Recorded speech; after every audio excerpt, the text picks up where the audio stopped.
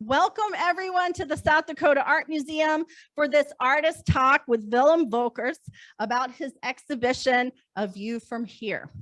This program is made possible through the generous support of donors like you.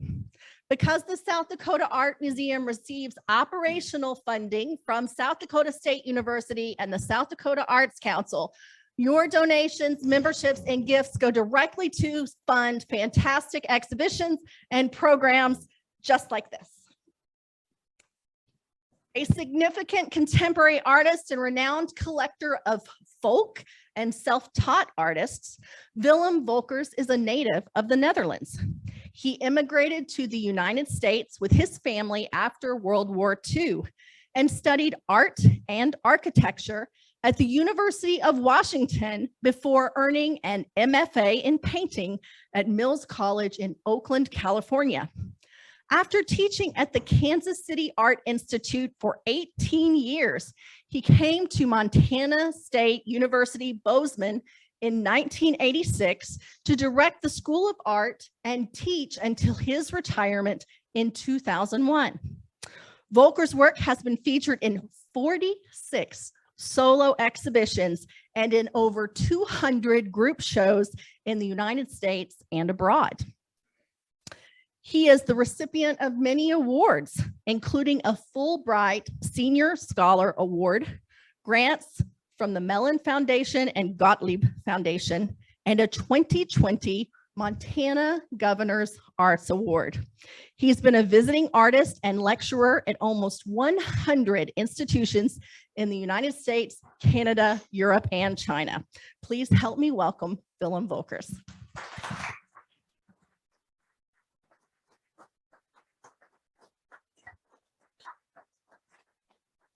Thank you, Donna, very much. And thank you all for being here. This has been a really wonderful project and a wonderful experience. It started with Jody, who many of you know, visiting a hotel in Seattle where I have a piece in the lobby. And she wondered what the heck that was about.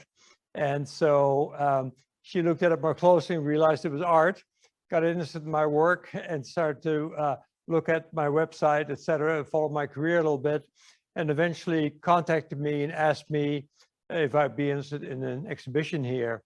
And a couple of years ago, I actually had a solo exhibition with my gallery in Kansas City. So on the way back, I decided to come through Brookings and meet Jody and look at the space. And I was impressed. They were actually in the process of unpacking a basket show, right, Taylor? I think. And you had an exhibition of contemporary Japanese ceramics on exhibit at the time. And so I was quite pleased and impressed by the quality of the exhibitions. And so decided to kind of join forces with Jody to have a show here.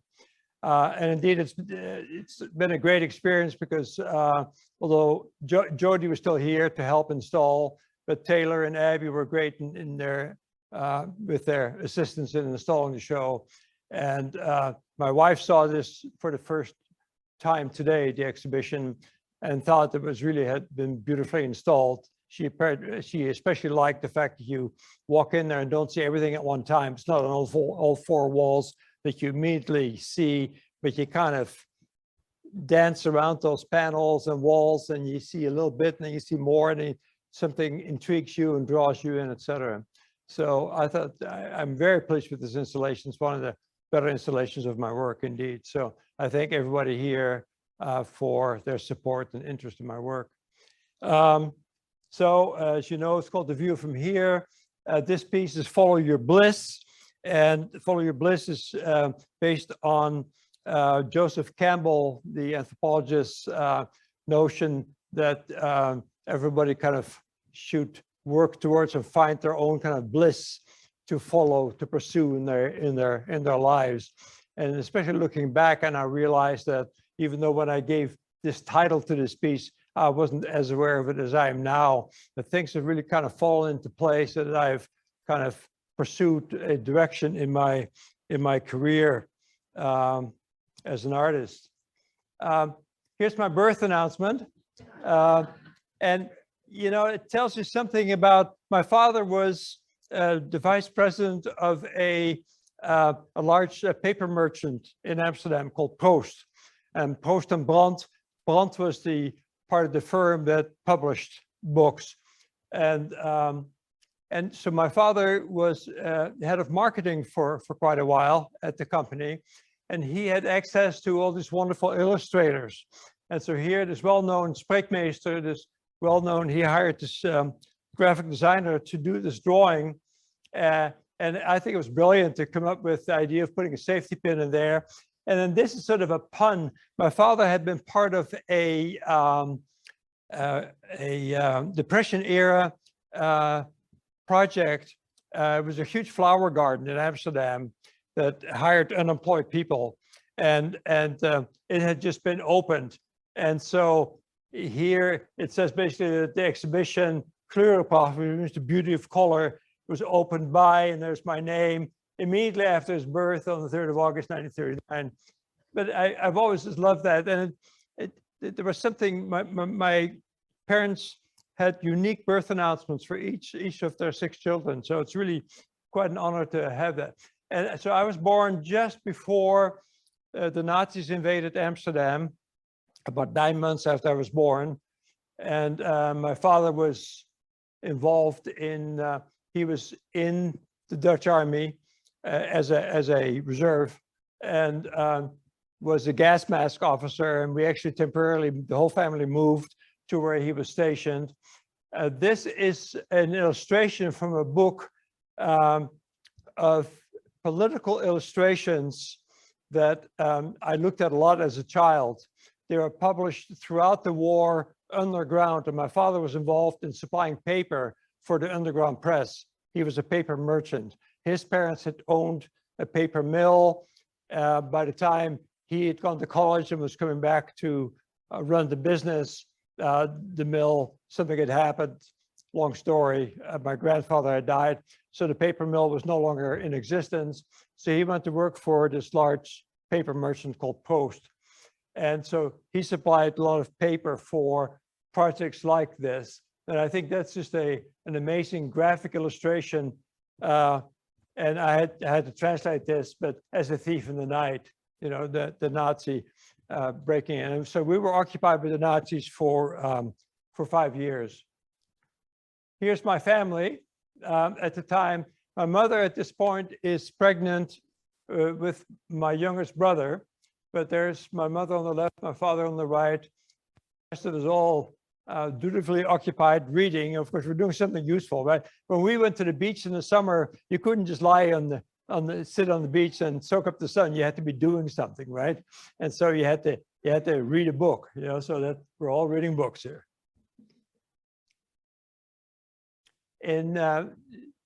Towards the end of the war, I think my parents decided that they were going to try and find a better future for the family. At that point, there were six of us. Excuse me. And my father emigrated to the United States after, it took quite a while to get a visa in those days, but he came in 1951, went to New York, became a salesman for a paper company, decided that New York was not maybe a great place to raise a family, went to Houston, ended up in Seattle, long story short, and Seattle seemed to be a really great place to raise a family. And so in 1953, after he'd been here for 2 years, we followed. This is a coloring book from my youth, Children and Canadians. We were liberated by the Canadians. The south of Holland was liberated by the Americans, the north by the Canadians. And the Canadians were in a Jeep in front of our house, and they were giving out candy to the kids and cigarettes to the adults. And I said, I'd like a cigarette. And the guy said, or the GI said, if you promise to give it to your father. Well, I actually did take that cigarette. And I gave it to my father, and he put it in a glass tube when I turned 18, old enough to smoke, right? Or something like that. He gave it back to me, and I never smoked. So I used it in this piece. So this is a piece, basically a tribute to the Canadians liberating us. This is about the immigration. So here's my father pounding the pavement. So I put, if you do, this is chalk on this chalkboard kind of surface. And it's about 8 feet tall. And in my case, my father was bigger than life. And so, because he really opened up, my parents really opened up whole new territory for us by coming to this country. And I'm glad that they lived long enough to see that all 6 of us kind of get educated and find careers. And so some years ago, I was asked to be in a portrait exhibition at the Yellowstone Art Museum, and this is now in their collection. And on the left is A Boy Visits New York. So that's sort of about my first visit to New York. We spent a day or two in New York. I came on a ship with my mother and a younger brother and sister. We came in different groupings because of the fact that an older brother and sister had to come at a different date because to start college, et cetera, et cetera. So we got this visit New York for a couple of days. And of course, the first time I'd seen this amazing kind of skyline.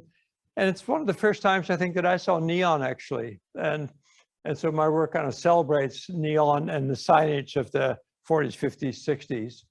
The stepladder is a direct copy of one that I use at home. And you'll find a lot of kind of small things, objects that kind of help to elucidate the kind of expand the story that I'm trying to tell. And so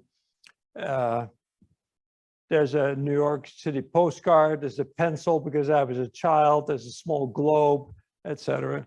So a lot of these objects that I put in there are used to amplify the story. When I turned, well, actually, my father said when I was 14, you have to get a job. And I didn't even speak English very well. And so he had me explore, had me knock on doors on stores on University Avenue in Seattle. And I ended up getting a job at an interior design company, which was a great kind of starter to have to work with people, architects and interior designers who understood my interest in art and supported me and mentored me. And so with that money, I bought myself a motor scooter and went to visit my sister who lived, her husband was a Navy commander in Vallejo and he was a doctor. And so I immediately took off on this little Cushman motor scooter. Some of you of my generation remember those little red motor scooters, those red Cushmans. They had a centrifugal clutch, so they didn't even have a transmission. And so you crank the accelerator, it goes pop, pop, pop, pop, pop, pop, pop, and then slowly you start moving, you know. And I had a great adventure on that thing on this trip. My chain broke and I was coming down the hill in Northern California. I thought, let's see how fast this thing will go, right? And suddenly, boing, you know, and this chain is gone. And I had searched the woods, I never found it. So I walked it for a while, long story, but next day I hitchhiked into Crescent City. And I went to a machine shop and I ordered a chunk of chain and I hitchhiked back and I hammered it back on and I was on my way again. And so here's that. So my sister took a photo of me and there I made it into neon. Here it's called America the Beautiful. So it's really about celebrating, kind of enjoying the beauty of America. I mean, Diane and I now live about 80, 90 miles from Yellowstone, you know, so we get to Yellowstone and we live in an area that's just absolutely gorgeous. And I'll show you some of the wildlife we see at our house soon. And so it's really celebrating that. And also in a way celebrating those paint by number paintings. I have some secondhand stores in Bozeman that look for paint by number paintings for me. And I actually use them as a source. And at one point, she said to me, oh, you can just have that one. It's so ugly. And I thought it was terrific, you know? And so anyway, so that's the story of that one. And here's a photo I took upstairs of this reflections in your great floor there. So here's like a pattern. So I draw these patterns, and if you're done in reverse, because the electrodes, here's some of the finished neon to show you what this process is like, but the electrodes come out the back, and so you have to do the whole thing in reverse. So if I do a drawing the right way, I have to reverse it, or something that I start, I'm actually doing them in reverse. So it's a life-size pattern, goes to a tube bender, and I'll show photos in a minute of the two guys that worked for me for the last 40 years maybe. Let's see, yeah, so that's the story, and oops. Okay, there they are. So here's Bill Todd. I just went to see him the other day. He's 96 now. He's been retired obviously for 14 years, I think. And then I found John Nyman in Billings. The way I work now is I will draw the pattern, I mail it to him, and when he's done, I go to Billings in the car and I visit junk stores and pick up the neon. Here, John is working on a piece that about 2 years ago, I think we installed at the new Salt Lake City airport.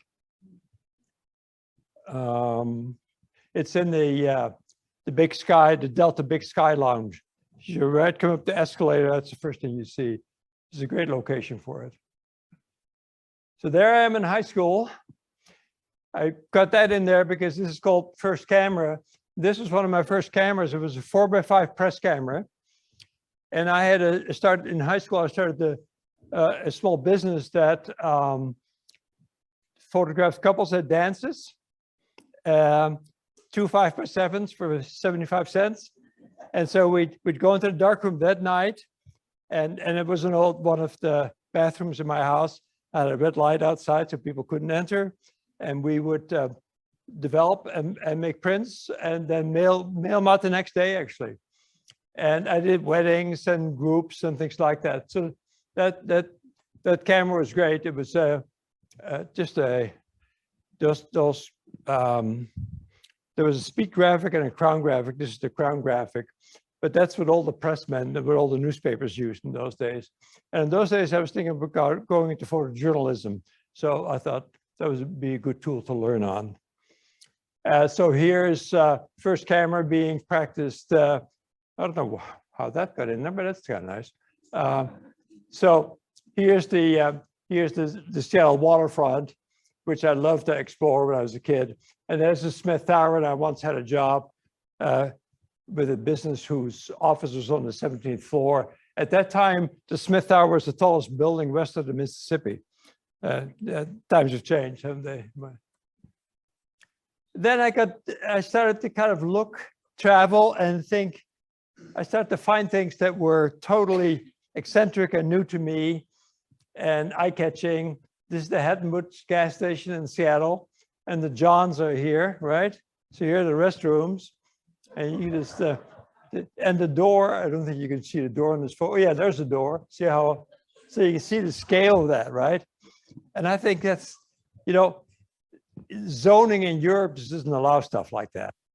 It's really true. And so to see that in a cityscape or along the American highway, it's just a lot of fun. So travel became really a lot of fun, and it encouraged me to travel more and to document spaces like that. Oops, am I pressing the wrong thing? Yeah, I was. So on road trips, I started to photograph this neon. I love the kind of complexity of all this and how it's constructed. And I love actually neon signs when they're not on, because they cast really interesting shadows. So I got really fascinated by neon and had no idea how it was made at the time. And another thing I started to find was folk art environments, entire gardens filled with sculpture made by individuals who are not trained as artists. They're often very smart and they're trained. They've had skilled trades, or even do at the time when they start building, but they have a need to express themselves, and they compulsively start to kind of build. And Simon Ordia worked like 30 or 40 years on building these towers. It's all made out of scrap material, and they're still standing in Los Angeles. Have any of you seen the Watts Towers? It's a fascinating place. And And then he took broken bottles and broken shards of plates and things like that he pressed those fragments in wet cement to kind of decorate that.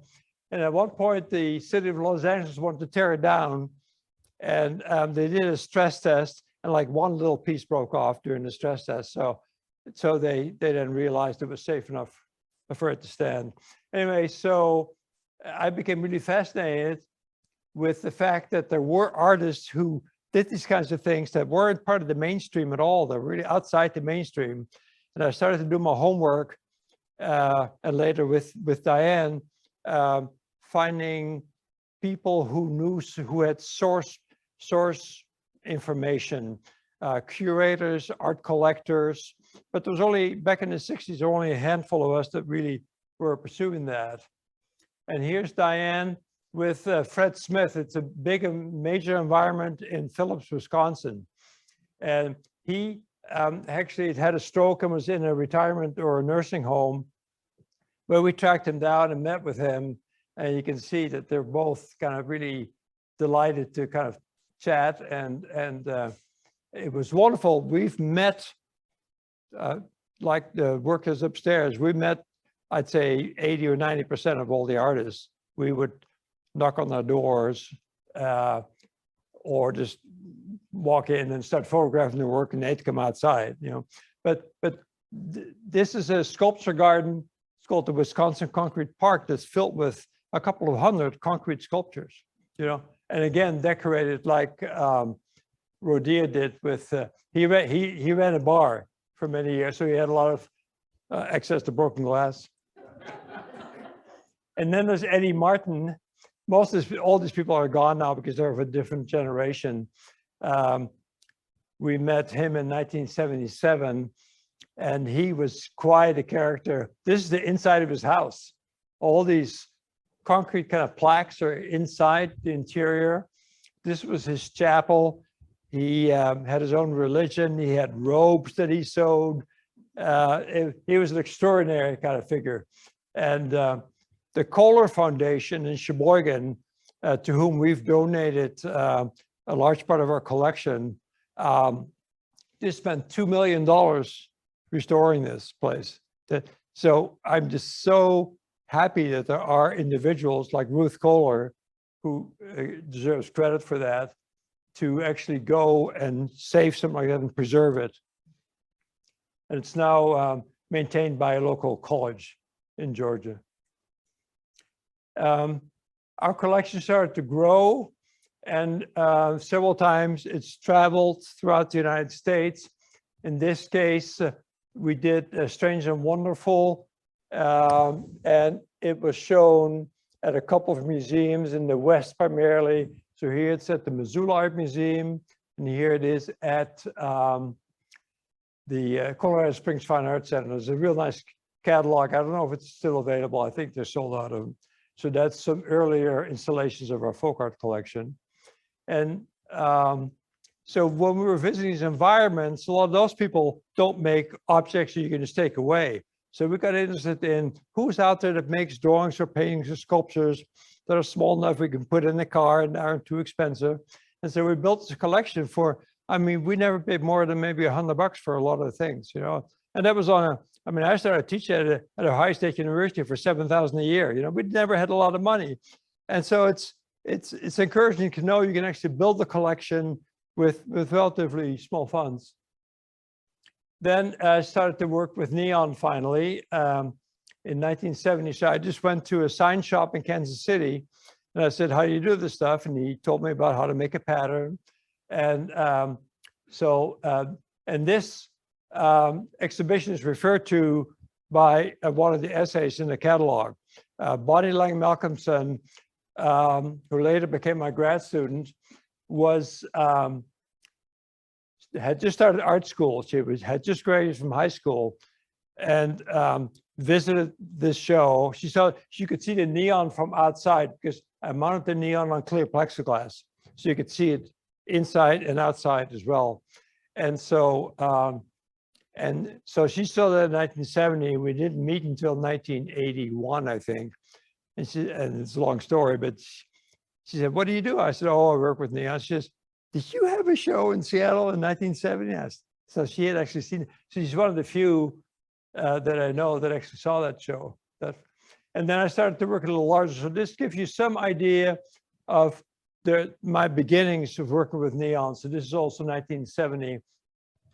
In this case, I was mounting the neon directly onto museum and gallery walls, which was a lot of trouble, obviously. And then I realized, oops, I could make a panel for it. And so I slowly emerged, slowly developed ways of doing that. In one show, though, I installed the neon on clotheslines. So they're strung from diagonally across the gallery. And it was called inventory. And it was sort of like taking stock, like taking inventory of what I have done, what I'm thinking about doing. So they're images that aren't directly related, but indirectly related through me, in the sense that I was interested in exploring those particular images. So then in 1986, we moved to Bozeman after being in Kansas City for 18 years. And so we bought this log home and built the studio next door. And there's the studio. And that's what we get to see.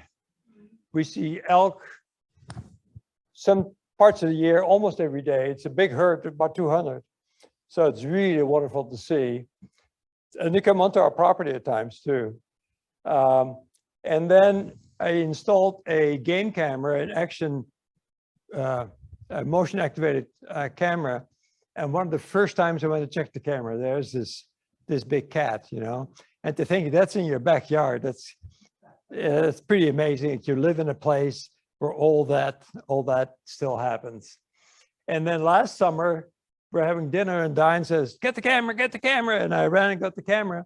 And there was a mama and her two cubs running right along the fence. And so we got on the porch, and we don't think that the cubs had ever seen humans before, because they just, they were pretty young. And this guy just kind of stopped, like, what's that, So it stood still, so I was able to get some good images. So we feel very, very fortunate. We've had wolves on our property, osprey, we see eagles pretty regularly. We live 12 miles out of town, and all our neighbors have large properties, so we're real lucky. We're the only house in that, well, one of the few houses, I should say, in that immediate area. So this is more about process. So this piece is upstairs.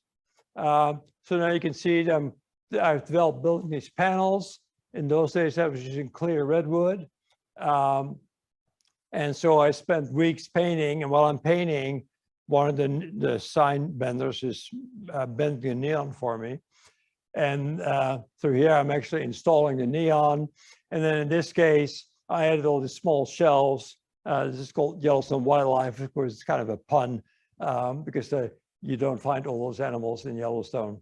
But anyway, it shows you the process of how I work. And there it is. It was up for a year at the Yellowstone Art Museum. And this is the piece that Jody saw in Seattle. And it's called But You Can't. And the reason I found out that it was in this hotel is that I get a call from Alaska Airlines Magazine. And they say, we're doing a review of the Watertown Hotel in Seattle. Can we use your work? And I thought, I don't have a piece of the hotel. Well, I installed it at the developer's office like 10 or 12 years earlier, and they decided to move to the hotel. And it's been interesting. It's really fun for me to have work in public places because I get a lot of feedback. I get, people find me online or email me, have questions or comments, and that's where Jody first saw that. So here's the family. Yeah, I should have pointed out here that this is family as well. That's my kid brother. My sister lives in Mexico, a sister-in-law, and there is my wife, Diane. And so Here's our son, Jason, and our youngest granddaughter, Bailey. And this was taken at a time when we decided to go to Ireland together. That was her choice. We said, where would you like to go? She wanted to go to Ireland. So she wanted to see what gardens and castles, right? And so we said, Ireland's the place. And so, and here's our oldest granddaughter, who was then living in Anchorage. That was last May. And she married a man who had a 5-year-old daughter, and Diane. They've since moved to Boston, where her husband is in law school at Boston College.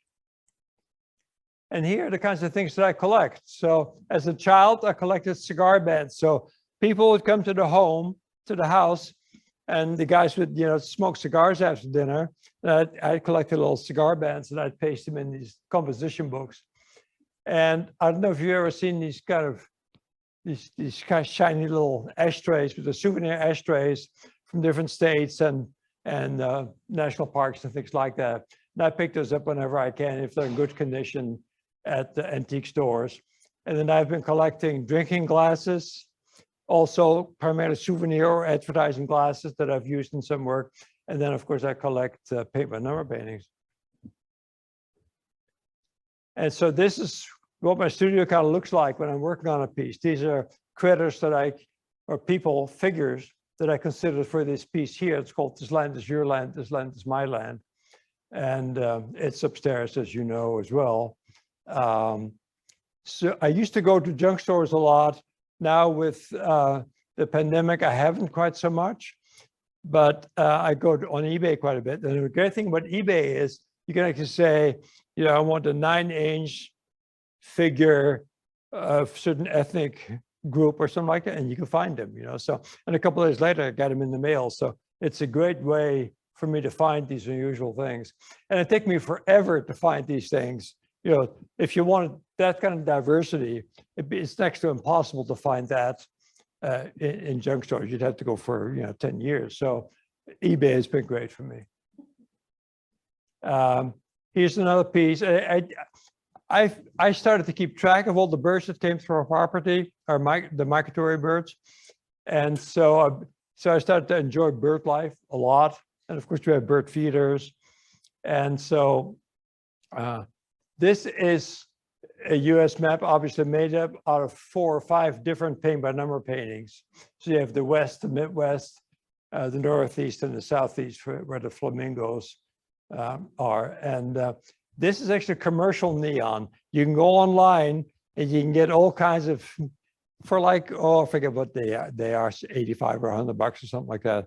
You can get little neon things. And this is the kind of thing that I'd never do, a parrot with a martini glass, So I thought that'd be great to have in there. So, and there's one of the glasses, and the rest are these are all ceramic birds. And so I have shelves and shelves in my studio, and they're waiting to enter a piece. They're kind of, sometimes they beckon me and say, yeah, I'm ready, And there's Jody installing, and there's Abby and Taylor helping to install and pack.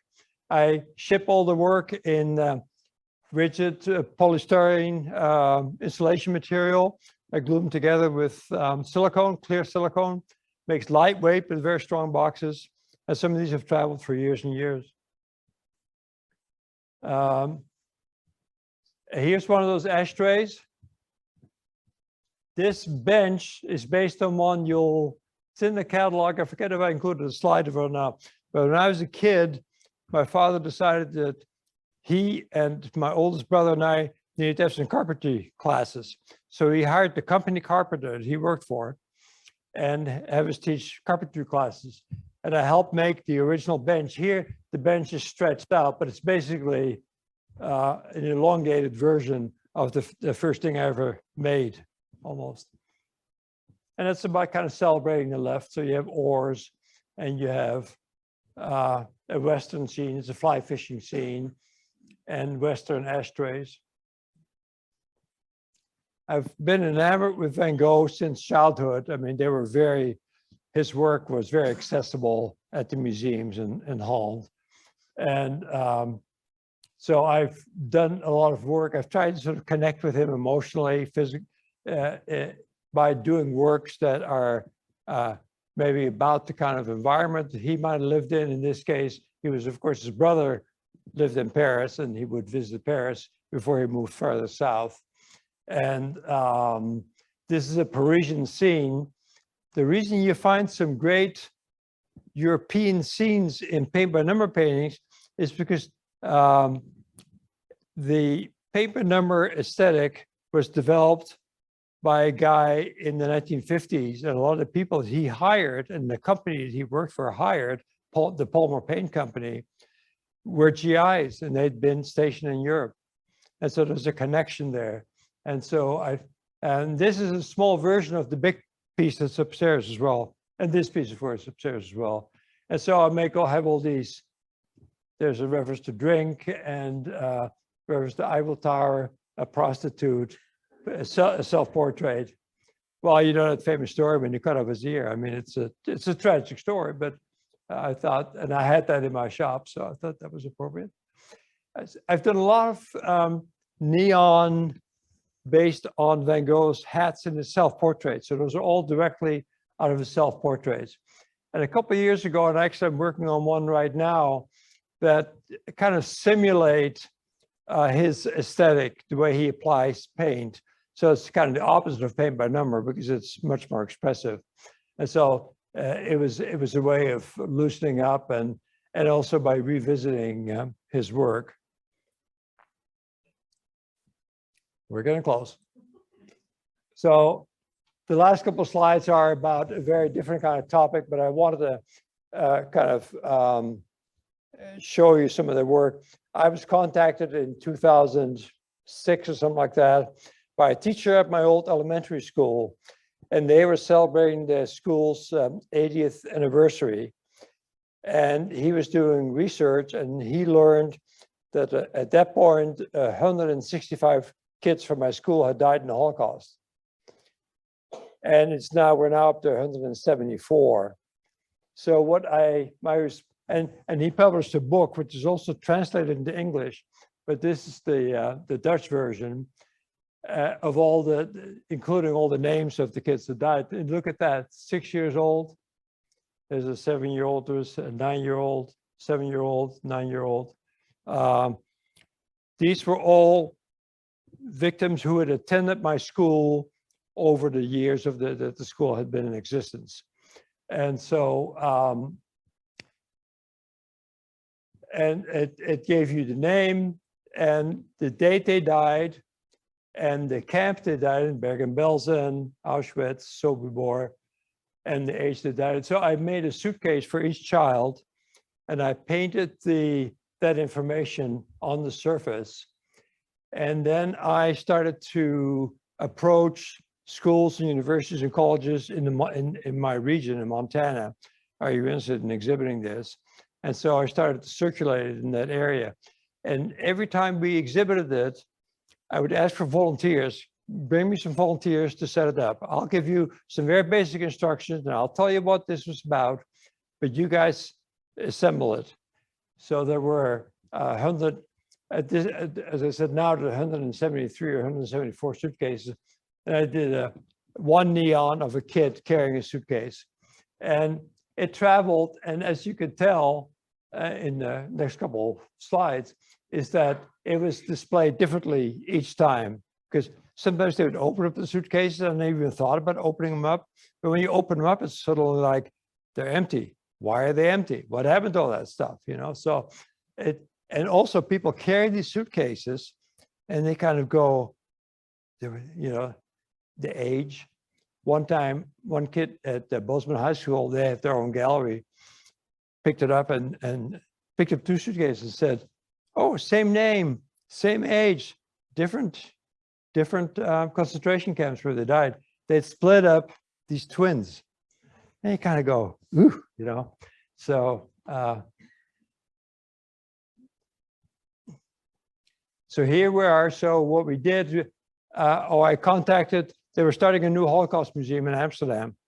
And so I said, are you interested? And they were. And I said, if you're interested, I'll just give them to you. So I donated them to the museum.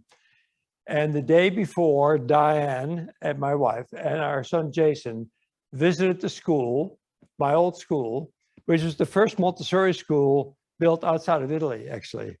And my parents were great admirers of Maria Montessori. Maria Montessori spent the last 3 years of her life in Holland. She's buried in Holland even. And so we introduced the whole project to the kids, 4th, 5th, and 6th graders in this case. And the next day they assembled parents and teachers and friends and former students, and we marched on the suitcase through the streets of Amsterdam. And here we're at a famous square. It's famous, I should say infamous, because of that's where Jews were rounded up and shipped to concentration camps. But so they were asked to hold up the suitcases, and here they're helping install. So they installed it again with my kind of guidance.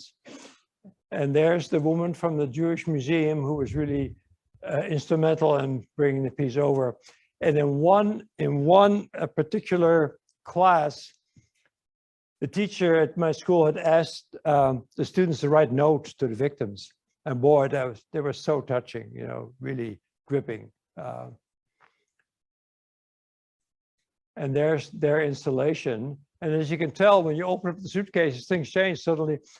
Our son was working for a furniture factory. And they had a lot of scraps, and I picked up scraps in a dumpster. That's what most of these are made out of.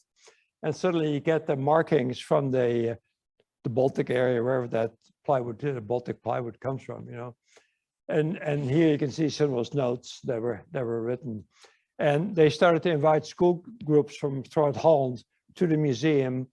And what they've now published little booklets, die cut in the shape of a suitcase that has an individual's name on it, one of the victims' names on. And they go to, so each kid gets one of those little booklets, and they go to a computer and they look up family histories, and they have to answer questions about those kids and about the kids' lives. So it's become a real teaching tool, which is the reason that I did that. I mean, this never was art, quote unquote, you know, for me.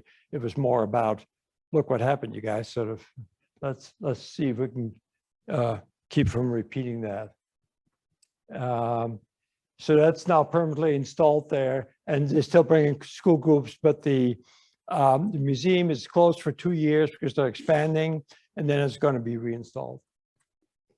And then I started to build a few more pieces based on that notion of the Holocaust and war. So this one was called Childhood Lost, about all the children who kind of lost their childhood during that era. And a little painting at the top there, it was done by one of our granddaughters. And these are all things that kids might have played with. And that's now in the permanent collection of the Yellowstone Art Museum. And there's a Debbie Butterfield piece in the back.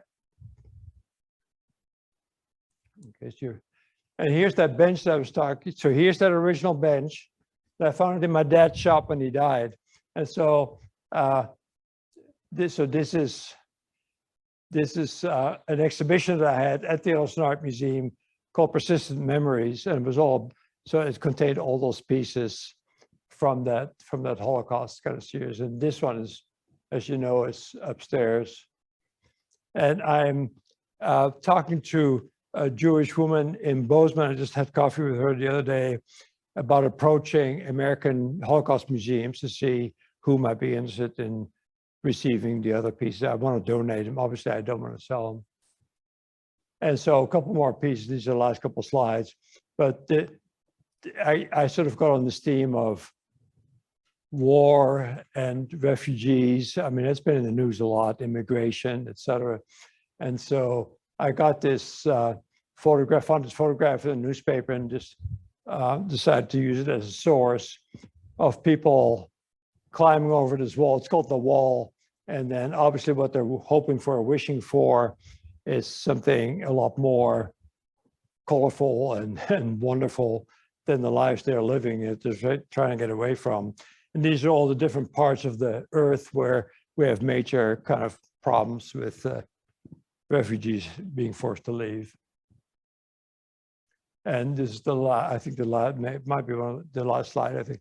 This one's called Before and After. This is based on a photo I took in East Berlin. I hitchhiked. It's a long story again, but the East Germans wouldn't let you travel through their country without me securing a ride all the way to Berlin, to West Berlin. And so a guy on a motor scooter gave me a lift, and I went all the way through East Germany to get to West Berlin. And I started to take photos in East Berlin. And this was like in 1958, and it still looked like that. And the Dutch economy and West German economy were booming and rebuilding and were thriving. And that kind of thing was, and there were women with gunny sacks putting bricks in, I was thinking, boy, that tells you something. So I did this before and after. I've been telling museums, if you're going to switch these, depending on your experience, you could have the before, of course, here, and the after there. And that's the original photo that it's based on. And actually, the reason I got out of there is because I noticed that guy was photographing me. The secret police was taking pictures of me. And I thought, oh, I better get out of here. So that's all I have. I'd be glad to answer some questions if you have any. Or we answer questions that have been zoomed in or whatever. Whatever works. I went to your site and took something off of the thing, and I'd like you to read it. It's from a student that went to your school. And Ooh. she wrote, probably you are familiar with this, what she wrote to the students that had died. Some of the students had written to the victims. This one reads, you attended this school, me too. Walked here, me too. You laughed here, me too. So like, so different. But one thing is certain, you were here, you are here, you'll always be here. Rest in peace. And I remember that vividly. Thank you for bringing that up. I remember that that note was just really touching. And during that final installation at the Holocaust Museum, people were kneeling. There were Holocaust victims that came. I mean, Holocaust survivors, I should say. I'm sorry, came, and there were lots of kind of tearful kind of stories. It was really quite an experience. Yeah. And when we walked them through the streets of Amsterdam, we had police escort. They really had it beautifully organized. And we're beginning to talk about when they reopened the museum of going back, and it's time to revisit Europe anyway. And so to see the installation again and look at the new museum. Amsterdam is a great museum town. And actually one thing they did after we installed those suitcases, they have something called Museumnacht, a night when the museums stay open. And then they take kind of a vote. And that museum was voted as being the most open to people in their kind of late teens, early 20s, because so the work was accessible because they could work with the suitcases, they could interact with it. And so that's what I've always wanted for that work, is for people to interact with it, to learn from it, to think about the issues that it evokes. Thank you for that. Yeah. I'm wondering about the color in the neon. Is the glass that's colored or the? Yeah, great question. In this country, they use primarily two gases. So if you put argon gas in a clear tube, you get a blue. If you put neon gas in a clear tube, you get a red. To get any kind of other colors, they add a fluorescent coating in the factory inside the tube to get pinks and other nuances of green, nuances of blue, etc. Let's see. Years ago, I was using a yellow where when they bent the neon, they have a stick that's 4 feet long. They heat up a small section. After they heat it up on a gas burner, they place it right over my pattern and start bending.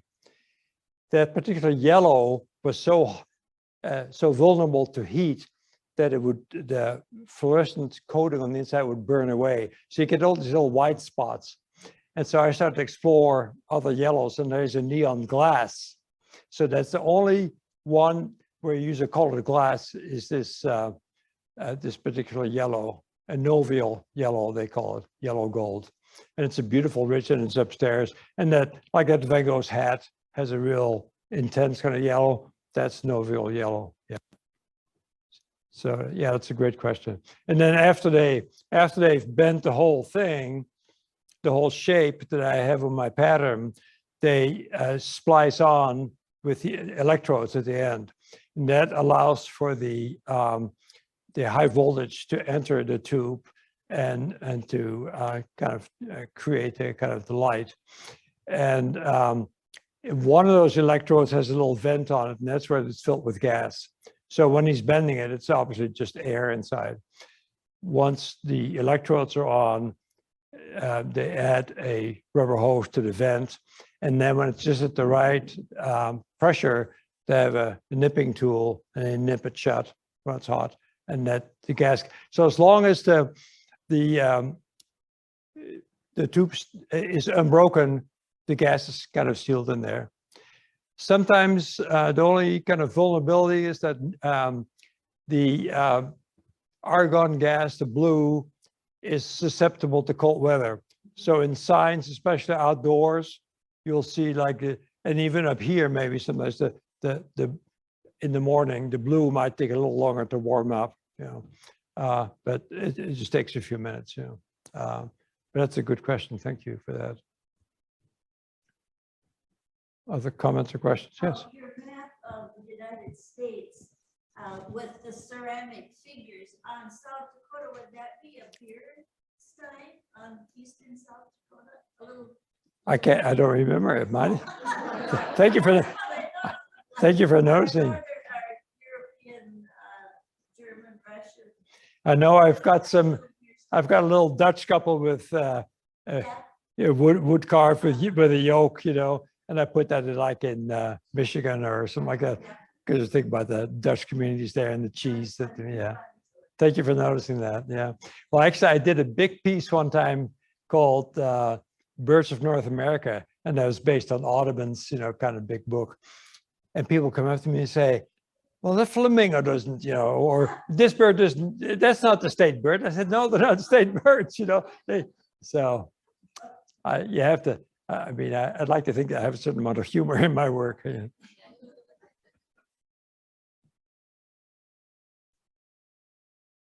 Willem, I know that we are so delighted to be the opening location for this exhibition. I was wondering if you'd share with the audience where your exhibition is going from. Well, thank you for asking. It's going to the Boise Art Museum in October, and we'll be there through December, I think October to November, December. And the Boise Art Museum is a really great contemporary art museum in Boise, Idaho. And then it goes to the Missoula Art Museum. And I forget, I think it might be in March or something like that of 2024. And then at the end of the year, it goes to the Hallie Ford Museum of Art in Salem, Oregon. And the Hallie Ford Museum has a great Northwest kind of art collection. And John Olbrandt is, he's retiring in a couple of years, but he's been a long-standing director there, and runs a great shop, he and his curator, Jonathan Bucci. And they showed our folk art collection. And so I've had a previous connection, and they're actually promised that they're going to buy a piece out of this show as well. So, or maybe, I shouldn't say out of the show necessarily, but it might be a piece of mine to add to that collection. So that's always exciting when that happens. And we're still working on a venue in the Seattle area, because Diane and I have a lot of family in the Seattle area. So we hope that it may find a venue in that area. And then we'll see. So that takes us into 2024. So then we'll see what happens next, right? Thank you for asking.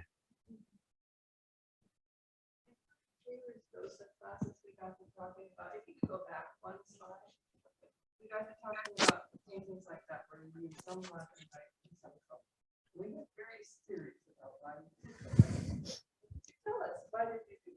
Yeah, there might be different reasons, but in this case, the original was a black and white photo, because in the 1950s, color photography wasn't nearly as common. So almost everything we did in those days was black and white. And also it seemed like appropriate for an image of a certain amount of devastation, you know. So it serves kind of a dual purpose. And then, of course, it creates a great contrast when you have this kind of wonderful, kind of intense, happy kind of coloration. And you juxtapose that to a black and white painting. The other black and white painting in this show is the first camera piece. And that's also based because it kind of refers to my childhood, going to Seattle, exploring the waterfront, using a camera, using black and white film, you know.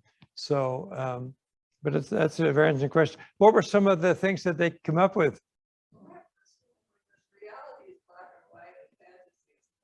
That's a good one. I like that. Yeah, sure. That makes sense.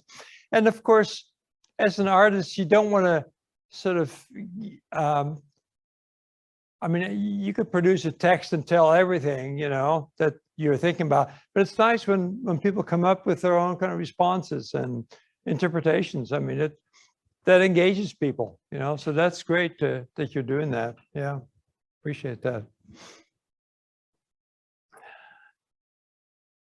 Yes.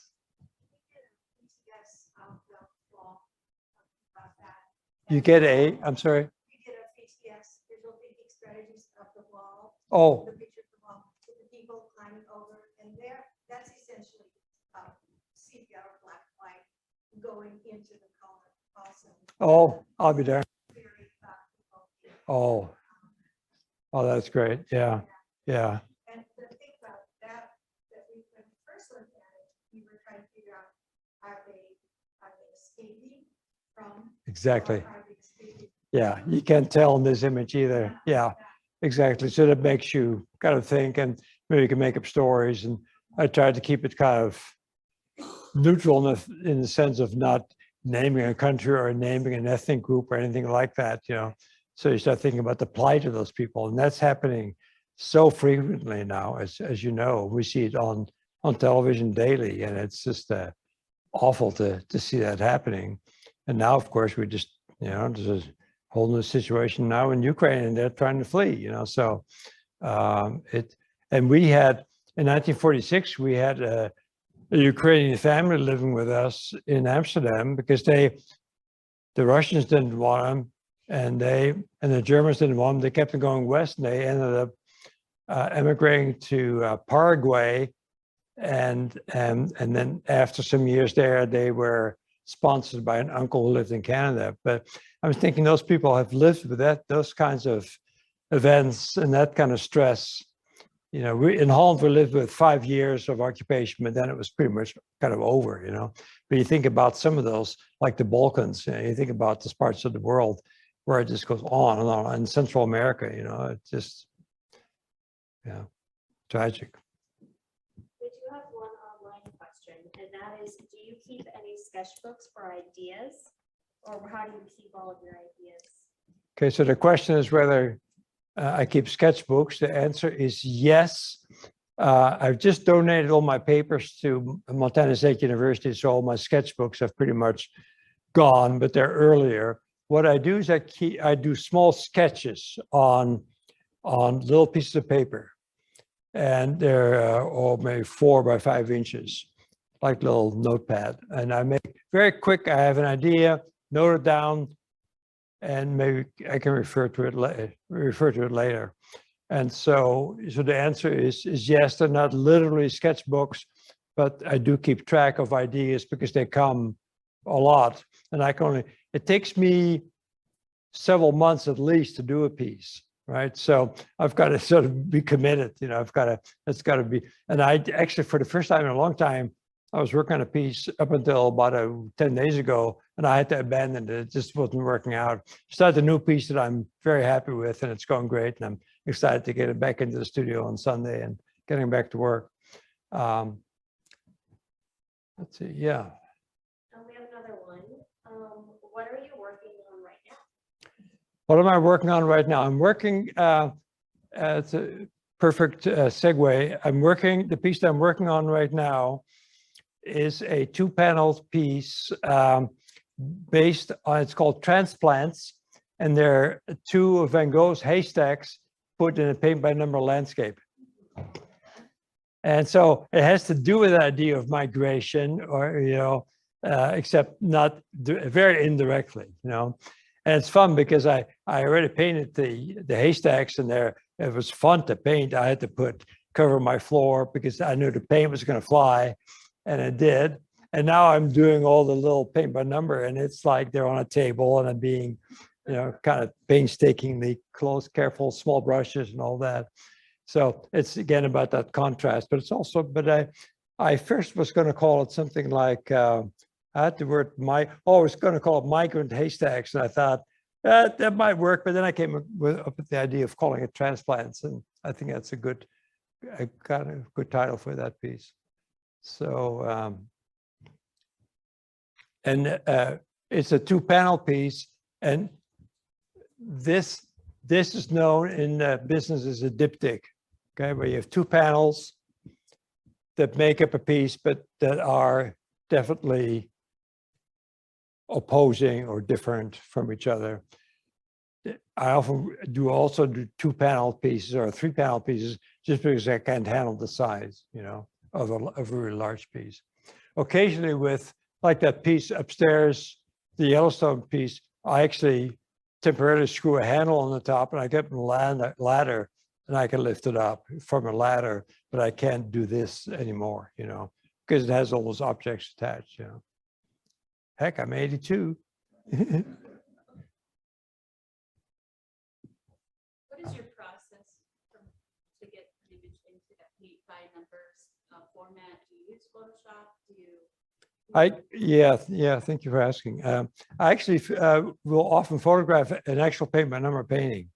And then it's a question of what do I do with that? How big do you make it? Do I do it black and white? Do I change the color or whatever, But a lot of them are based on real paint by number paintings. How do you get it? How do you blow it up? Like, I just have a. Stretch it in with a computer program, or? No, I just have a digital projector, and I just project them. Yeah, it's a pretty simple process actually. Yeah.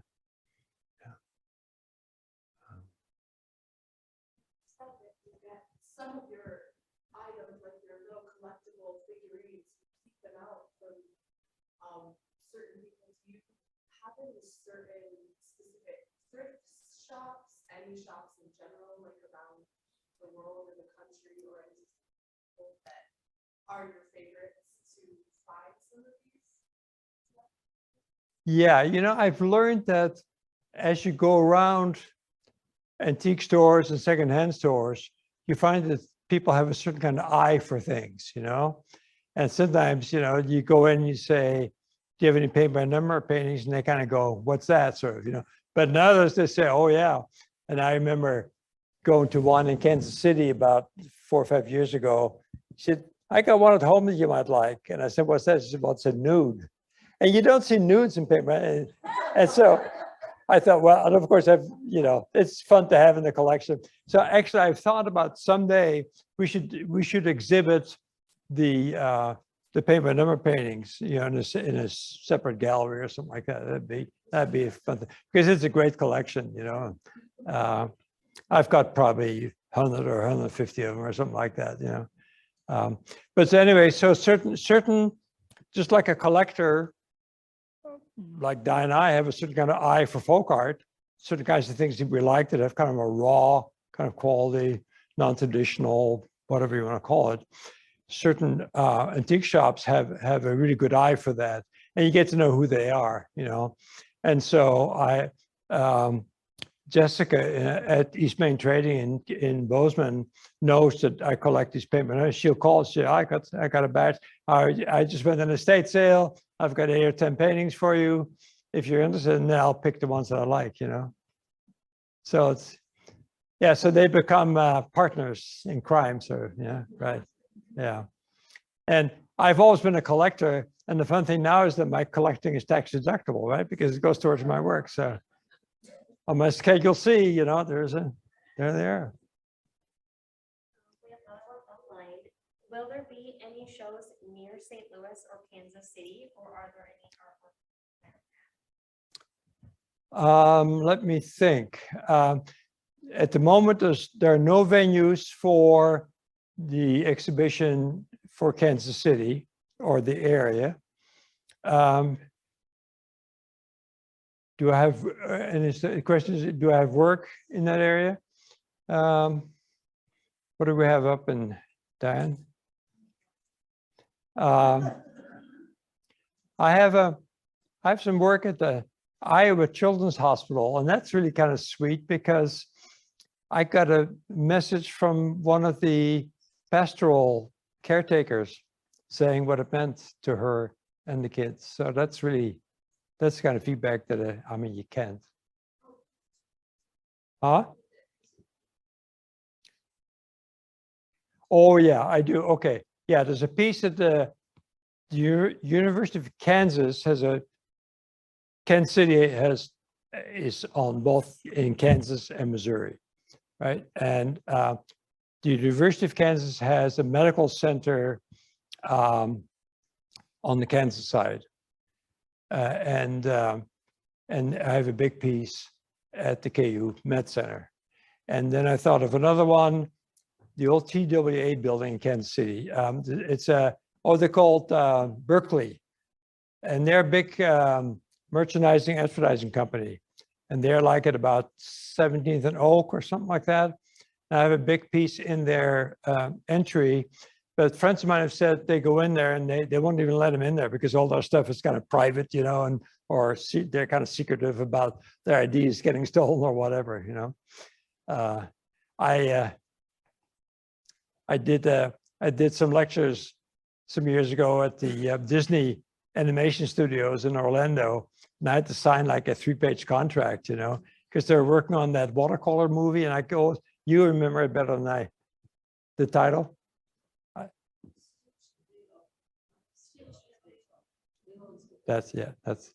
And so, and that was fun because I had a former student, turns out that I'd had as a freshman that was working on animation there. But anyway, so I'm surprised and kind of a little sad that they won't let people into that building in Kansas City to see the work. And those are the two that I can think of that are in Kansas City. Yeah.